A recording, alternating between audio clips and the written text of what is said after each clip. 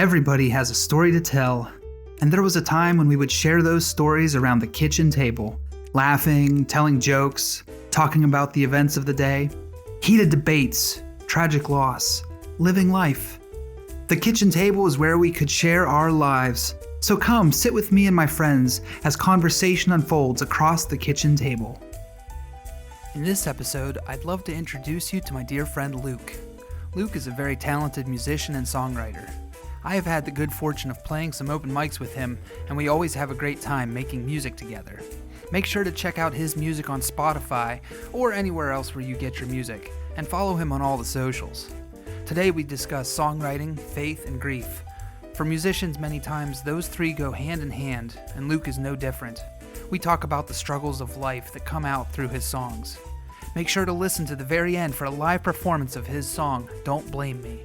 And now, let the show commence across the kitchen table. That's fun. Yeah.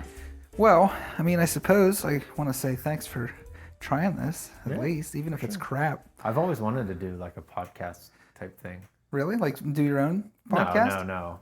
I would just to be on a podcast. If I did it, I would feel stupid. Why? But I don't know. Do you think I'm stupid? Yeah, in a way, you are stupid. You opened the door for that one, dummy. We keep handing white men microphones. And, no, but I don't know. I've always wanted to be a part of something like that. Yeah. In some way. Yeah. Well, at this point, you're my youngest podcast guest. Oh, really? Yeah. Wow. 21, huh? Yeah. And my oldest would probably be Dawn. DW. Wow. Yeah. The old man. Yeah. Huh. I feel like 21 should be like the minimum age. The cutoff? Don't podcast. interview anybody younger? Yeah, because they don't know anything. And you're saying you know stuff? I know everything. Yeah, there it is. You're Yeah. still in that phase. Yeah. Well, I think it's, whenever interviewing Dawn, I said this during his podcast. You have to listen to it. But I said that I think that people in their twilight years have a easier time telling their story, or at least being more forward about it. And he said, oh, it's because we have more of a story, And I said, well, that's true. There is more, if he's, how old is he? Like 60s? Something like that. Yeah. So he's lived, 3 times the life you have. Yeah, right. Yeah. But that doesn't necessarily mean that, there are people in their 60s who've never really gone anywhere else than where they grew up. They haven't studied anything else. They haven't grown a whole lot. And then there are some people who by the age of 21 have, toured with a band or done whatever. So I don't always think it's necessarily like age. Right. You and I are friends. Mm-hmm. And you're like 50 or something. Yeah. Thanks, buddy. Yeah. But I suppose, so when I came out to the church and was working with you guys, I saw that you had talent and, just needed like some more opportunity or something. I think it can be easy because I grew up in a small town. Mm-hmm. And it can be easy surrounded by people that aren't like you or don't have the same, aspirations as you do to just feel kind of stuck or to not even realize that there's a bigger world out there. And then when you go out there, you're like, wow, I've kind of missed a lot. Mm-hmm. And, I go back home, I visit family and stuff, but I don't really hang out there that often. And then, talk to people from back home, it's a slower lifestyle. It's a kind of secluded lifestyle and they like it. So it's not like one's better than the other. It's just I always felt so out of place because I thought differently than other people from back there. My school was so small, we didn't even have a football team. Yeah, right. Some of our students, if they wanted to play football, had to go play with another school, like a neighboring school. And then when I was in high school, like I've always been into theater and acting and drama and stuff. So we didn't have like a theater club. We didn't do anything like that. And I went around to some of my friends who had similar interests, and I found some people who were interested. And then I found my pastor from back home agreed to be the advisor, and we started a drama club. Mm-hmm. Yeah. You kind of had to create things for yourself. Did you have? You went to Kiski, right? Yeah. So, they have a pretty good music program and stuff. It's a great music program, yeah. But did you feel like growing up where you did and the people you knew growing up and stuff, did you feel kind of, stilted, limited? I don't think in those days, I don't think so. I think the way that it worked out with the school I ended up going to and all of that was literally perfect. Like it could not have been more perfect because through kindergarten through second grade, I went to Franklin, which I mean, I don't really have much to say about that school because I don't remember anything, you know. But so my parents were divorced at the time, and I think they were still figuring out like the custody or whatever and what school we were going to. So then we moved in with my stepfather now, who is 2 miles down the road from my dad. And for some reason, that's a different school district than my dad's area is. So we moved there, and then I started going to Kiski. And I mean, I don't know. I don't know how my experience would have been different if I had gone to Franklin, because Franklin also has a, I think, pretty decent music program too. But there was just something about Kiski with, you know, their marching band, their jazz program and stuff like that. Well, you played trumpet, right? Yeah, in the jazz band. Well, okay. Yeah, I played trumpet and guitar in the jazz band. But I feel like that's where I started getting kind of fired up for music in a way that I never have before, was just like the passion that was all around me. Okay. You know? I was inspired by the people who were in charge of me. Yeah, yeah. And, you know, the fire that they had for music and stuff like that. But high school years, I wouldn't have changed a thing, honestly. I was fully immersed in music stuff. Like everywhere, all around. Basically, yeah. I mean, I was in the marching band. We would rehearse in the evenings. And so there was wind ensemble and there was 2 jazz bands. And all 3 of those things were classes. Like during the school day. Yeah. And I was in all 3 of those. Because there was an upper jazz band and then a lower jazz band. And I auditioned for the upper jazz band and I made it for guitar. I wasn't good enough at trumpet to do that. But I played trumpet for the B band. So like literally every day, like half of my day was music. Yeah. And yeah, it was amazing. Yeah. I wouldn't change a thing about it. Amazingly, in a small school, I did have a lot of music stuff too. Because there was an instance where we had it like maybe for a few years, and I think that was mostly because the teacher he himself was a trumpet player that went to WVU, big jazz fan. But there again, it wasn't like this was offered as part of the regular curriculum. It was that there was a group of us students that had an interest in it, so we went up to him and said, hey, you know, we know that you like jazz. Would you think about offering that as elective next year? And he was like, well, yeah, I didn't know that people would be interested. And it's like, like, offer more stuff. Because of the 5 kids that actually like are into music out of the 20 kids in Shanksville, you know, so that's some of it too. It's such a small school. But yeah, we have interest and we want to have an outlet for it. Did that. I sang in the ensemble. And then with the drama club, we ended up doing a musical my senior year. So I got to do some stuff. Yeah. It was cool. But then you started doing, like, do you think more of your music was through the school system or more of it was through the church? Because then, I mean, like, you know, the whole leading worship and playing in a band and doing that in kind of a professional setting. It's not that the worship team was like paid necessarily, but, you know, you're performing in front of 300 plus people on a regular basis. Yeah. I don't know. I think it was kind of 50-50, honestly. Yeah. Because I saw the best of both worlds. Okay. For leading worship and stuff, I mean, I did that before I was ever involved with marching band and stuff like that. I was in middle school when I started doing that. And I loved music and that's why I did it, you know. That was man. There's so many things with that, because whenever I joined like the worship team or whatever, I was not good at what I did at all, you know. I don't know. The only reason I made it was because the guy who was in charge at the time said yes to everybody because he needed people, you know. I think when it comes to more of what I'm doing now with songwriting and singing and playing guitar and playing piano, whatever, I think a lot of that I grew in mostly from being on the worship team, because that's what I did, you know. I mean, there was no singing in marching band, there was no singing in jazz band, whatever. But that is really where I learned to sing, because I remember being at summer church camp or whatever, and I saw. I say or whatever a lot. I'm just clarifying. I'm not minimizing those things. It's just what I say. You don't have to censor yourself. Yeah. I remember like seeing Jeremy Payne lead worship, and I was like, man, he's got a voice and I want to be able to sing like that. Because I was in this weird spot where I was teaching myself how to sing and my pitch was pretty good, but I was super shy. And I would sing everything down the octave in this weird mumble range, I would sing, like whisper sing to myself in my room or whatever. Yeah. But I was like, I heard these guys leading worship and they just had these big voices and I really wanted to do that. So I listened to, big worship artists like Elevation.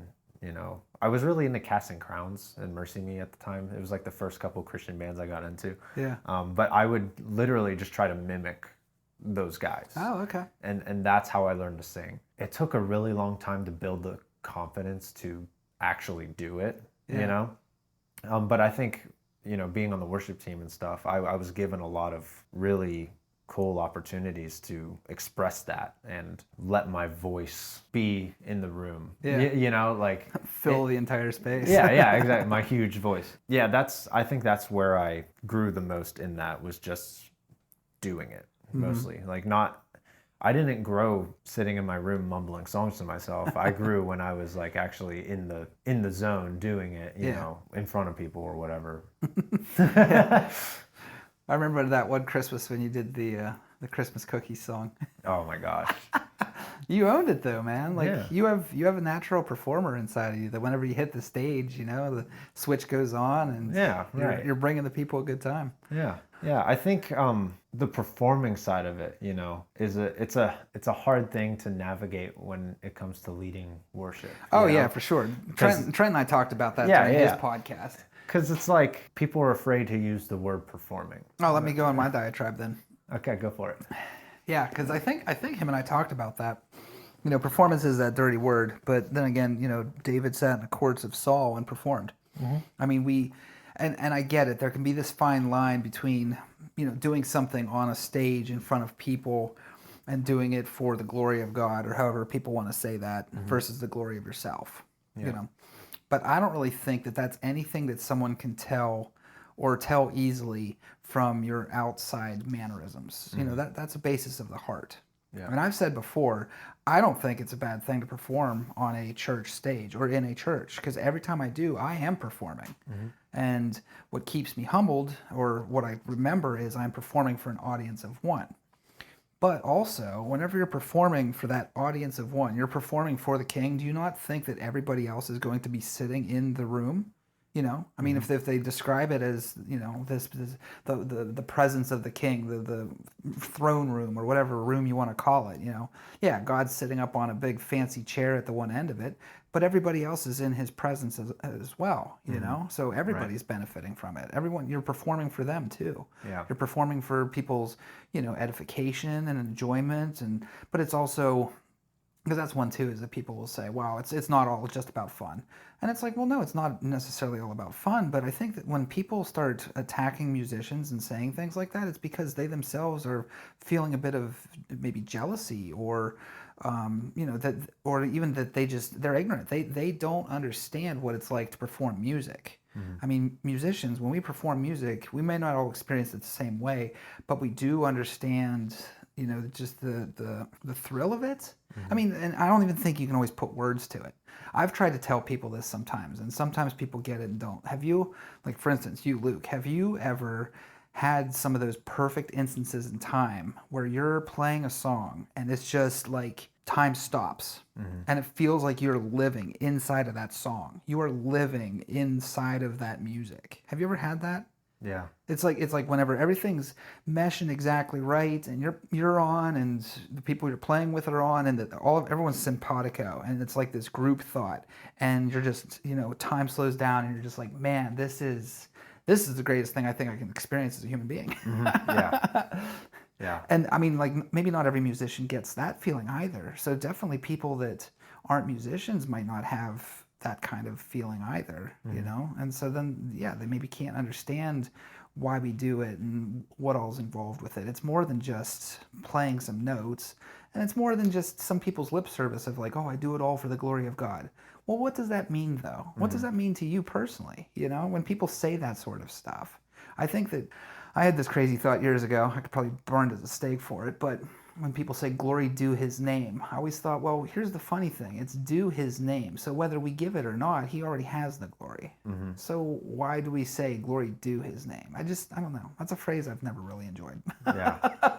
There you go. So I've said all my heretical stuff. Feel free if there's an opinion you want to not want to express. I don't know. Well, I really don't know. Let's take it a different route, though, is that so as a musician, you know, you said you started getting into the songwriting and things. And, you know, there's some stuff that has happened to you personally over the past few years.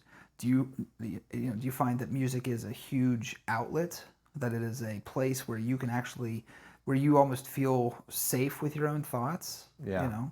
100%. Yeah, I think that's all of the songs that I've written since my first single came out, I think are because of that. Mm-hmm. I think I wouldn't have those songs if it wasn't for, you know, the things that I've been through. Yeah. So Don't Blame Me, which is my first single on Spotify. Plug. Shameless plug. Don't Blame Me came out in November, and I think I started writing it with Dylan in August or September or something like that. Before we did that, I had not finished a single song that I started, you know? Yeah. And I honestly, before then, I kind of took a break from songwriting because I was like, I can't finish anything. There's no point, whatever. And then that January was when my dad passed away. And he was always like, because I had written a couple songs, you know, when I was in middle school, and I finished them and I released them. Like I was with a band or whatever. I mean, they weren't anything great, but he was just so happy that I was doing that, you know, because he knew it was something I had always wanted to do, that I had a passion for, you know, and he was always just like, keep doing that. Like he was very encouraging of it. Mm-hmm. And he was very disheartened when I stopped and when I took those songs down because, you know, he couldn't listen to them anymore, and he was just always asking me about it and talking to me about it. And I was really pushed to do that after my dad passed away because I wanted to make him proud, but also I had something big that happened in my life that I had to process. And songwriting it felt like all I had. You know, it was, I started writing Don't Blame Me with Dylan, and it started with just a conversation. We were sitting down and, you know, just talking about life. And this was about 6 to 8 months after my dad passed away. Okay. I mean, I was still processing a lot. I was still grieving a lot. And we ended up just talking about grief in general. And I was like, there seems to be this weird pressure of getting over it. You should be over this by now, sort of thing, you know? And we kind of wanted to challenge that a little bit. Yeah. You know, we wanted to say, hey, you know, grief looks different for everybody. You know, nobody should ever have the expectation of you should be over this by now. Yeah. Nobody should expect you to put on a smile, you know? Yeah. Nobody should expect you to hide this and shove it down, because life sucks a lot. And in order to move on from it, we need to feel the pain of it. So that's where that song stemmed from. That's where it comes from, yeah. And then after that song was written and released and all of that, it just felt right. And I was like, okay, I feel really good about this song. I've never felt good about anything that I've done. Yeah. And I'm like, this one feels good, and I think that I can keep doing this. And then after that, I had a really cool opportunity to write with one of my favorite artists, Gable Price, of the band Gable Price and Friends. And you get to be one of his friends. I am one of his friends, yeah. But we started writing this song called Lighthouse during our first session. You know, we do monthly sessions. Lighthouse was kind of the other side of Don't Blame Me, which is like, okay, I feel pain. What now? And Lighthouse is actually kind of a song about God and the feeling of feeling like he's abandoned you. And oh, I'm going through this and it sucks. Where is God? Sort of thing. And so that's kind of the other side of that. So after those 2 songs were written, I just kept writing songs about the past year, the past 2 years or whatever. This feels like a rabbit trail. Is this like... No, go for it. I honestly don't even remember your original question. And that's usually how my podcasts go. Yeah. Cool. That's so then, like my train of thought always jumps tracks all the time. Yeah. I start thinking about something and it starts going this way. So yeah. Somebody's listening to this podcast right now and they're like, "Are you going to answer the question?" I don't remember what the original question was. Yeah, you don't. Either. Okay, cool. Yeah, hopefully this somewhat answers it. But so after those 2 songs, I started writing a lot of different songs. It ended up being these 5 songs about the tragedy of 2024. So I have that, and that's probably going to be, released in the year. And then there's like a bunch of other ones that I've started or finished. Some of them I finished that'll happen after that. This first group of songs is more about the heart of it rather than the vibe of it. It's more about the stories behind the songs. I mean, the songs after it have stories too, but the future stuff is like a little more jammy and vibey and, like... Vibey. Yeah, I guess that's the right word. So yeah, that's kind of the journey of songwriting in the past year. Yeah. So, yeah. And it's been there for you. I mean, did I tell you that I started writing poetry? I think, you did tell me that, yeah. It's not like I studied poetry. I had it maybe in an English class, and I'd write a poem because it was like the assignment, but I never really got into it. Never really, wrote a whole lot. But this past winter, things were kind of dark, and for some reason I sat down and just started writing one. And then I found it very cathartic. You could express yourself in a creative sort of way. You could deal with those dark emotions in a way that you weren't escaping it. You were like living into it and allowing it to be part of your journey at that instant, and not, just put a smile on or just get over it. Or, I was telling a lot of people when they'd ask how things were going at that time, I'd say, I'm learning it's okay to not be okay. And I don't know, there's a lot of people that are, kind of maybe surface. Or well, I don't even mean people are. I mean, like, even just relationships. Some people are just acquaintances. Some people you pass once a day and say hi. So you don't really have those deeper things. And then there are people that are, you do have the deeper relationships with. I didn't mean that there's necessarily people who are just surface, but there are a lot of people who don't either express their own emotions, or they themselves don't know the emotions they're having, or they avoid those sort of things. I mean, whenever you put any of that stuff into a closet, it can just fester. And it can even, like, it can come out in anger down the road, or it can also just eat away at your soul to where you don't feel anything anymore. And I think it's really important for us as humans, as we go on this journey, is to be able to feel all those different emotions, be able to express those different emotions. And the more we talk about it, the more we realize that we all have similarities in this, then we can actually deal with them in a proper way too. Because I think, if people are saying, if people come to you and say that there's a certain time period on grief, I don't think it's necessarily that everybody says, well, you just need to buck up. But I think sometimes it can come from a place of concern for you as a person and say, it hurts me to see that you're sitting in this that long. Now, hearing that from somebody doesn't make it better. Right. Yeah. That's not what you want to hear at that point. But it's also, the lack of emotional intelligence that people have, where they don't know what to say or what to do with it, because they themselves don't know what to say or what to do with it. It all gets real awkward because, like you said, life sucks. And some people want to say, oh, well, no, it doesn't suck. You got to be grateful or be thankful. And it's like, well, there are times when I feel like it sucks. There are times when I feel like God's abandoned me. There are times where I feel like I just don't want to do it anymore. And those are just times. I mean, my grandfather, his picture's actually the drawing back there. Not that I'm a great artist. Oh, nice. But he was pretty influential in my life growing up, and he died when I was 12. And he died from cancer. So we got to see this whole 2-year worth of trying to battle it. And this was in like the mid-90s. So chemo and a lot of different techniques weren't as good as they are today. He went through, I remember one specific memory was that he was trying to do like a juicing, herbal, natural remedy sort of thing for it. And the kitchen always smelled really weird because of the mixture of stuff they had.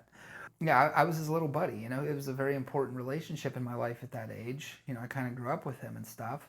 and then to see him die, and to see him die in that way. I remember it was the last Christmas. He passed in January, and that Christmas, he was kind of a shell of a person. I mean, he was sitting there. I remember that his feet had gotten really swollen, and he was wearing like house slippers because that's the only thing that would fit his feet. And then after our family Christmas gathering, we cleared out the table in the dining room and all of the other furniture, and they moved in a hospital bed for him to be in. And then they moved my grandma's, like put up a single bed for my grandma to stay out there. And, you know, I was 12, so I kind of understood, but that's still, I mean, that's a lot to, happen at that age. And, you know, I can clearly remember him, because then he would sleep at night in the bed there, but he would mostly be in the recliner. And I remember him being sprawled out in the recliner, so gaunt, his hair's all kind of messed up. It didn't even look like him at that point anymore. But sadly, those images are burned in my head. Even now, I can remember those things. And then I remember, you know, when he passed, it was sometime like 3 a.m. My mom and dad got me and my sister together and, you know, said that that was what had happened. And we had expected it would happen at some point, but it didn't make it easier, you know. And then I remember the next day, another clear-cut memory was that one of his sisters, my great aunt, it's not like me and her saw each other that often or that me and her had this close of a relationship, but I remember being at Grandma and Pap's waiting for people to come in, and she came into the door and she saw me and she came over and she was just bursting out with tears, and she gave me this huge bear hug and she just looked at me and said, "He really loved you." And that made me cry a whole bunch too. And that's all she said, and that's all that the interchange was. But that seems so, I mean, I clearly remember it now too. That was so important to me. And I think part of it was that there was no surface speak. There was no surface behavior. It was people grieving together in an instant, you know? Sitting together in the fact that this sucks, this hurts, this is part of the human experience. Don't gloss over it. See, I can go on my little diatribe. Yeah, right. Just start spinning off track there. But yeah, I think that's really cool that, you know, that writing music has been such a strong thing for you, such a strong support. Yeah. So you've had how many songs now that you've written? Oh gosh, a bunch. Yeah, a bunch. Only a few that I'll say anything about. But you want to keep everybody on their toes for the next one? I'm not sure how I feel about some things. Oh, okay. Yeah. But well, and I think it's fine to question too. I mean, there again, like whenever Dawn and I had our podcast, you know, we were talking about questioning faith and questioning God and questioning existence. And I have plenty of friends who aren't Christian, and that's fine. I have plenty of friends that are Christian, and that's fine. I mean, you really want to get me started on stuff, and maybe I'll piss people off by saying things. But you know what? People need to wake the fuck up. Being right is not what this life is about. Yeah. It is really not. I mean, the podcast I just did with my good friend, my dear friend, as I always say, my dear friend Mike, did on Sunday. We were talking faith stuff, but we were also, you know, I don't think he would consider himself a Christian. But he's also talking about stuff that sounds truthful. So who are we to be the judge? Who are we that if there are pearly gates? Because that's the thing too. There is a slight possibility that we're wrong. We're moving forward in faith. Well, there's plenty of people that move forward in faith in whatever they're deciding to doing. We're all limited human beings with limited understanding. None of us have the answer. And it pisses me off when the church owns exclusivity to truth. Yeah, right. Like we know what it is. Yeah. You know? Do you though? I mean, you're going off of a faith. You're going off of a belief. You're going on belief on words that are written by a society from thousands of years ago.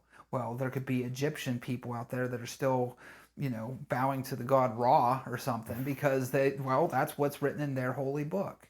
You know, and this is where we get into issues as humans in our cultures and societies, is that we have to be so damn right all the time.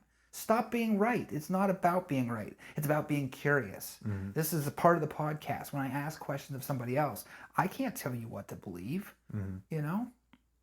So you believe what you believe. You're experiencing what you experience. I can never experience what you experience because I'm not you. And it's in sharing of these ideas. Even while, you know, I'm sure you're probably, because we've had deeper talks that may not end up on this podcast, but I'm sure you're a lot like me. When you grow up in a very conservative area, and you grow up under some, you know, more very conservative thought, then the idea of challenging that thought is scary not only for you, but for the establishment that created it.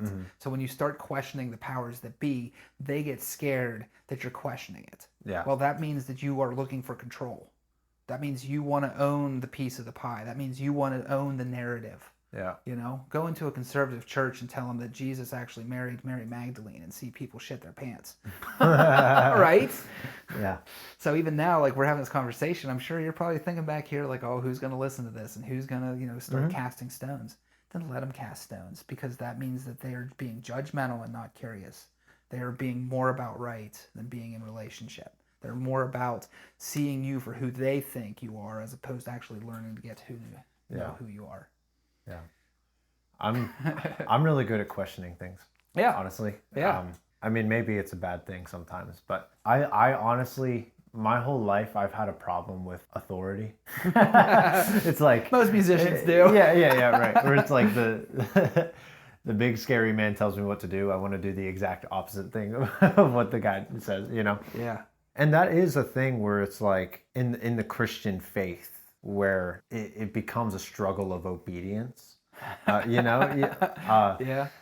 And whether that's obedience to God or obedience to the higher ups or whatever, you know, the way that I look at it is that if you're not questioning anything, you're blindly following whatever it is. You know what I mean? Whatever they're spoon feeding you. Yeah.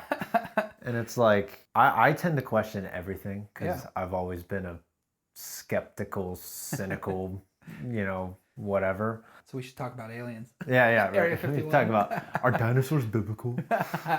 Yeah. There is a podcast that I listen to, which I really like the way they do it. I don't always agree with everything they say. Yeah. But on the topic of faith and questions, there's a podcast, I think, for young adults called Becoming Something, with Jonathan Pokluda, who's a pastor, where they take questions from their viewers and they just make a whole podcast episode about it, where they discuss it. It's not just one of the guys being like, hey, this is the answer, you know?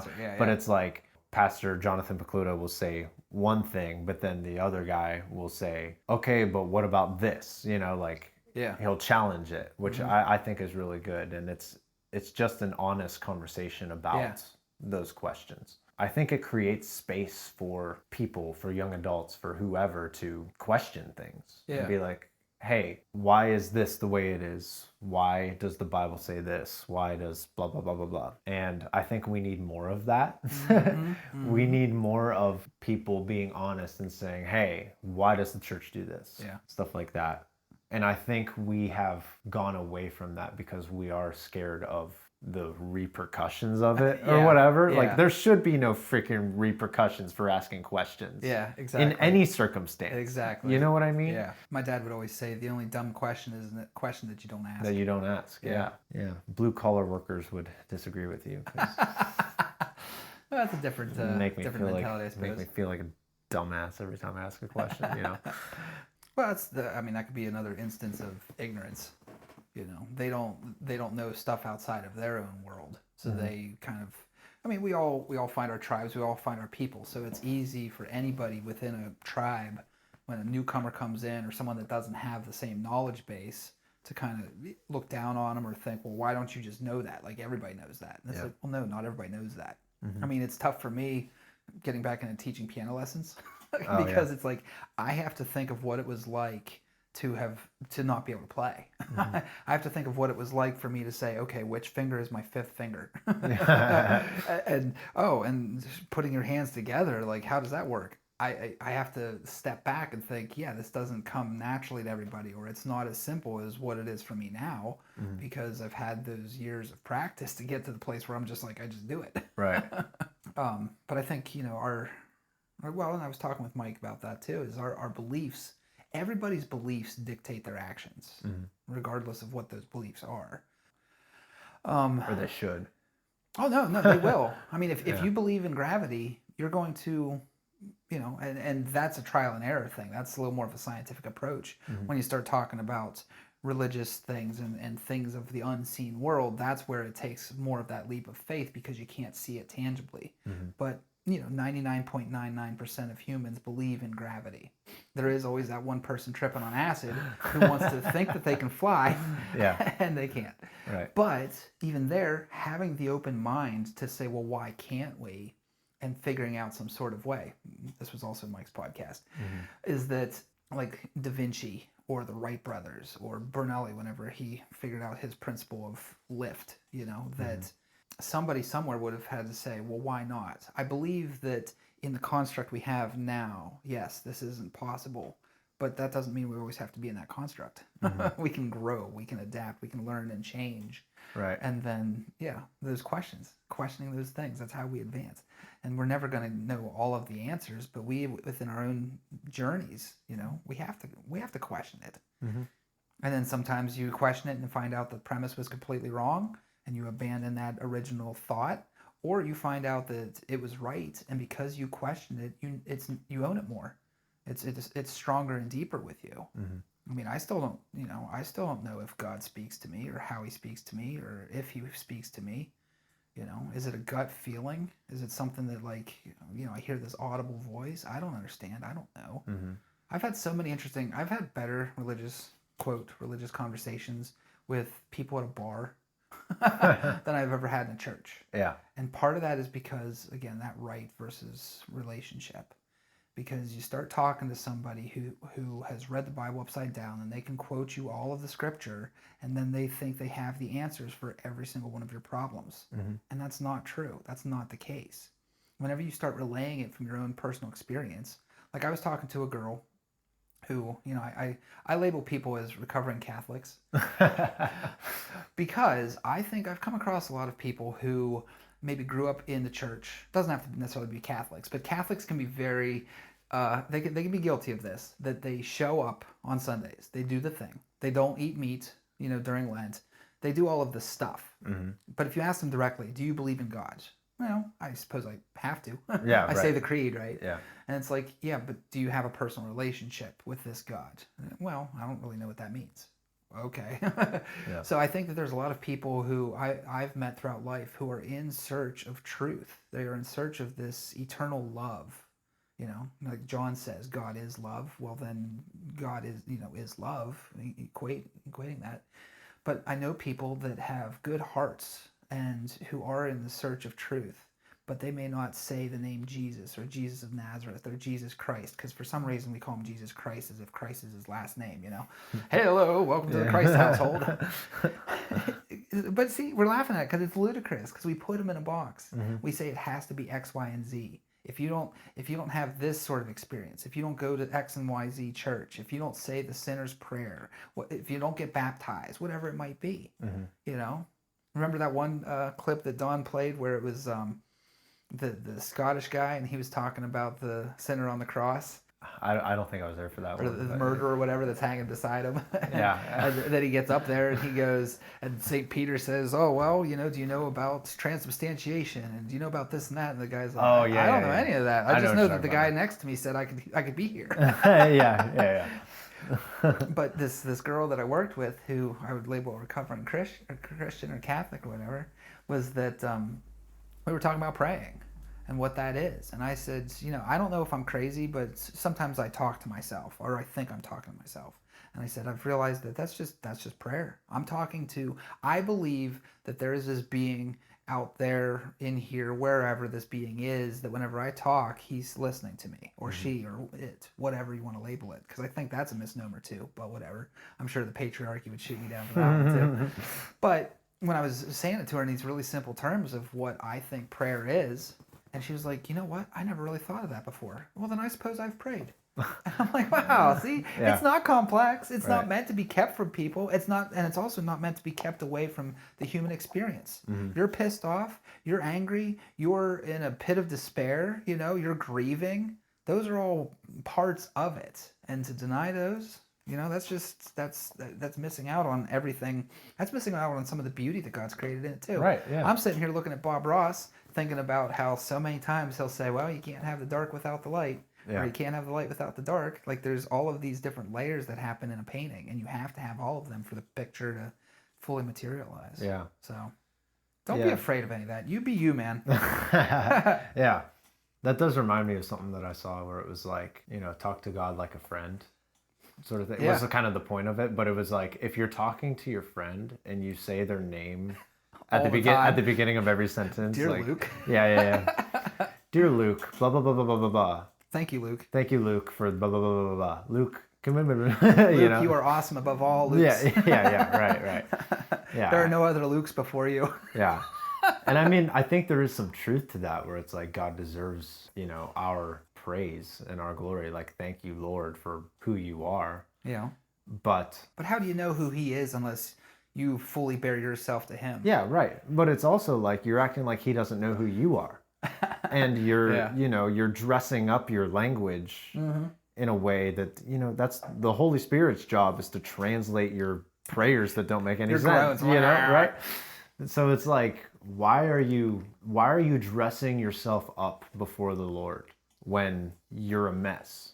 And he knows you're a mess. But does that make sense? It definitely makes sense. Yeah, I'm with you. It's I'm like, on board. Why can't we just be real with God? Because God already knows the realness of us. Yeah. Is that your quote of hope? That's the quote of inspiration. That's the fire. That's the you write that on the title of. Because that's the one thing I always, if there is anything I keep throughout the podcast, is I want to know a quote of hope or inspiration. Oh yeah. And how that affects you or you take it with you, sort of thing. My quote of hope is be real and don't be stupid. Did you just come up with that? Yeah, just now. You can quote something else. No, that's my quote. Well, like earlier, I was quoting Ted Lasso, who was actually quoting Oscar Wilde of "Be curious, not judgmental." Yeah, because that show, oh my word, that show is amazing. But the vulgarities in it, I'm sure that someone may squirm with it. And again, like if that's your thing, if the sensitivities of some people don't like alcohol, that's fine. Some people's lives have been destroyed by alcohol. I know that too. So it is, you can be sensitive to other people that they don't like it or it's not something for them and everything else. Then also do not judge, on the other hand, someone who enjoys it. Right. Or don't judge someone who abuses it because you know what? They're stuck in the muck. They don't need your judgment. They don't need you to tell them, oh, you're living your life wrong. Right. Who are you to tell me how I'm living my life wrong? Yeah, right. Yeah, I mean, there's people who abuse food, and we eat every day. Oh, it's you, buddy. It's me. It's me, my big belly. So, okay, I got to plug this in here because I was talking to Emma earlier about T-shirt ideas. So it at least has to be out there that people know that I'm going to make some T-shirts because I'm branding. For the podcast? Well, and more so me. I'm branding myself. Oh, I am my own particular brand of jelly. Woody, the brand. So this story, there's two different shirts that come with a really good story with it, is that anytime I talk to Laura, my ex, and if you guys haven't listened, you should check out that podcast. It's an interesting shameless story. Plug. Yeah, shameless plug for myself. But so we're still good friends, and I'll hang out with her and her wife, or I'll talk to her on the phone. And within like 10 minutes of me showing up and us hanging out and me talking, she goes, "Oh, I gotta poop." Or I'll be talking on the phone, and then she's like, "Oh, I really gotta poop." And this seems to be this common thread. And I said, "Okay, wait a minute. So every time is it something about my voice that makes you have to poop?" So the one T-shirt idea I want to do is my voice, the natural laxative. And then the other one is some people's voice may turn you on, mine will make you poop. That's so stupid. I love it. See, it's good. But I was actually thinking of the T-shirt things because of the fourth one. Oh, because I have them written down. So the fourth one is because we were talking about me and my belly. And people eating and all that kind of stuff.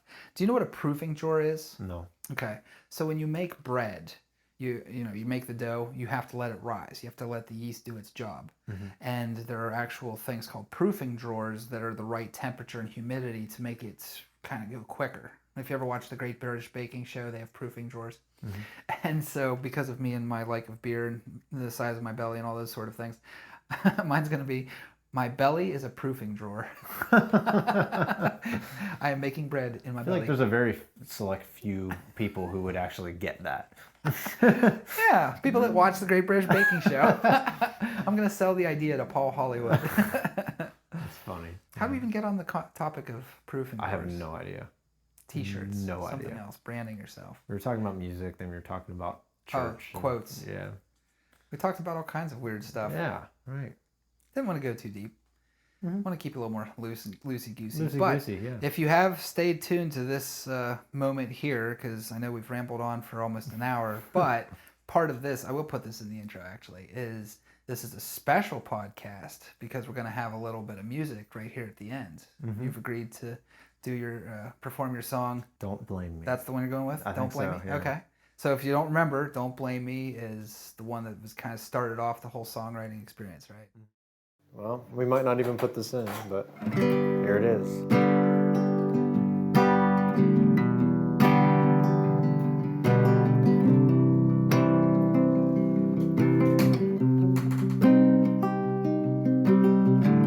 Been staring at the white lines for a couple years,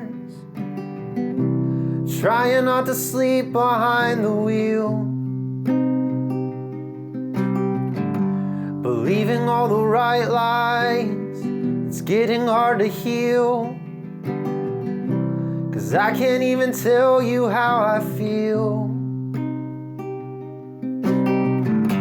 They tell me I'm a stranger, yeah, I'm sure you care, 'cause no one even notices I'm there. Maybe they should smile more, maybe they should wipe it off their face. Take a look around you, I'm not what you think I ought to be. Maybe it's the words we say, maybe it's the way we make them sound, but when I'm sleeping through my days, I don't wanna even come around. Just don't blame me if I make things harder than they need to be. I'm just so tired of being tired. I'm gonna leave that wrong chord in there on purpose. I made a fool of myself every single day, thinking that I'd maybe change my ways. I heard a lot of people running from the light, didn't even try to make it right. So don't tell me I should smile more, don't tell me I should wipe it off my face. Take a look around me, sometimes I just need to feel the pain. Maybe it's the words we say, maybe it's the way we make them sound, but when I'm sleeping through my days, I don't wanna even come around. Just don't blame me if I make things harder than they need to be. I'm just so tired. I'm just so tired. I'm tired of being tired.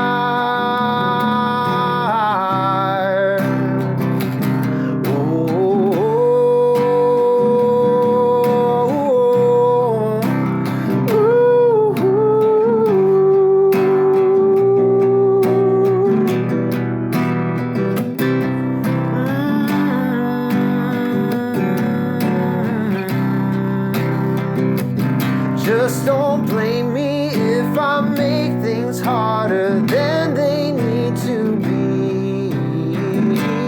I'm just so tired, tired of being tired. Ooh, yay. Thanks for stopping by today. There's always a seat at the kitchen table and another story to tell. If you have a story to tell, I'd love to hear from you. Please send me a message. And also subscribe to the channel to look for more episodes, anecdotes, and information. Talk to you next time and have a great day.